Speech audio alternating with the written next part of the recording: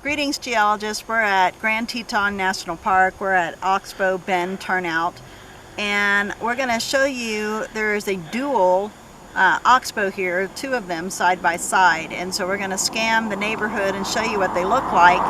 But essentially, an Oxbow is where a river cut bank finds the path of least resistance and abandons a bend or a cut bank area, so it no longer receives flow from a river. Now these Oxbows are pretty unique in the fact that they're still pretty active and very definitely streaming with life. They're actually wetlands for animals like moose and birds and other types of creatures that rely on wetlands for their survival. So if you were going to come out here and try to find moose, this would be a premier location to do so. They feed on willows and other aquatic plants, and that inside Oxbow right there would be a really great place to have a moose sighting. Nevertheless, eventually this Oxbow over time will fill in with sediment and no longer hold water. You're seeing, if you're lucky, we saw some earlier, people kayaking and boating on the Oxbow. Well, that won't be available forever. That will eventually not be able to be done because of the sedimentation problem. But right now, this is a very thriving area and a beautiful stop indeed.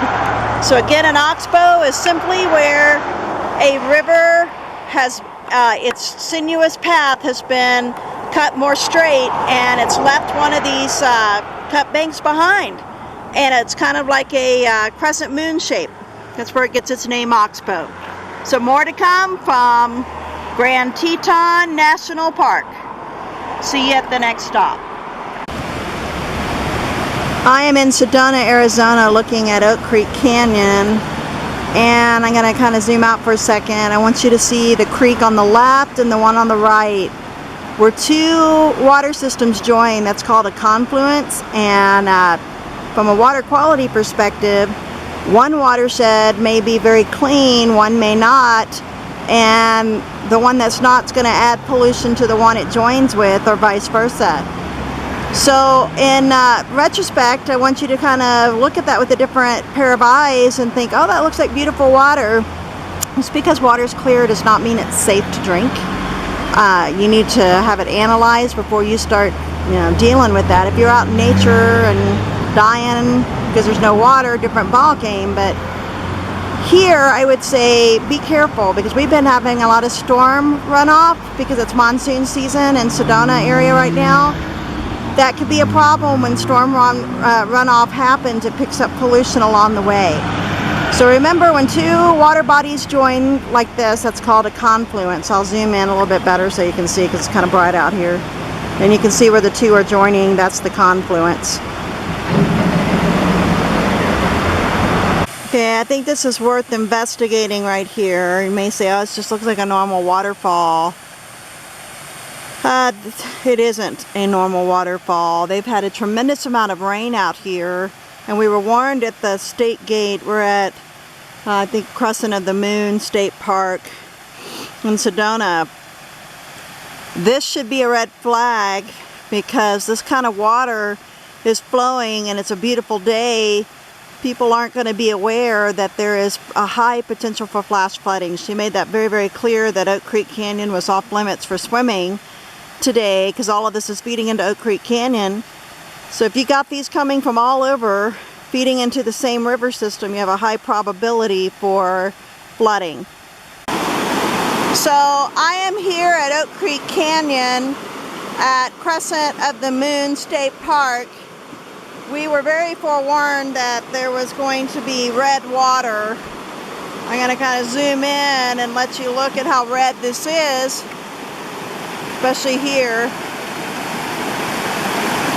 The reason that is the case is there is a gigantic set of red sediments that make up the rocks here, as well as what soil is available. I'll zoom in on some soil here. It's very red, and we've had recent flooding as recent as last night. It is monsoon season in Sedona and in the southwest. And no doubt that it is definitely a problem.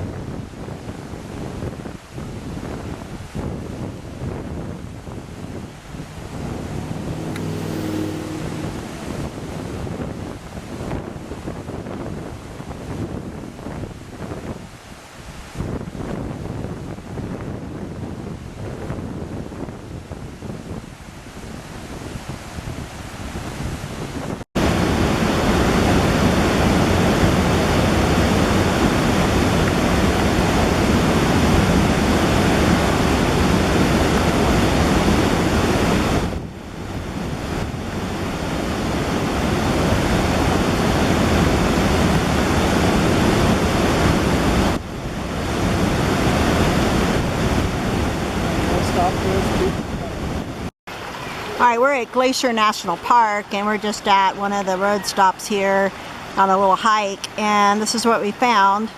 But I wanted to focus on this thing right here for a second. This is why you never walk out onto the edge of a bank that you can't see underneath of. Duh! You look at that and you're being like, okay, that'd be kind of dumb, but you're fixing to watch somebody do this very thing.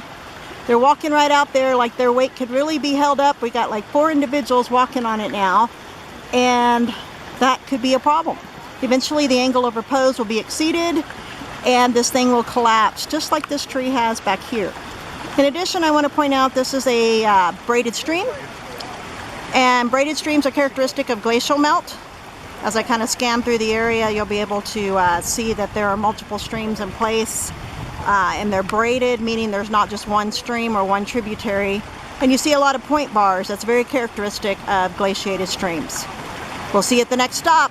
One more look at what not to do. This is what you don't do when you're at an overhang bank like that.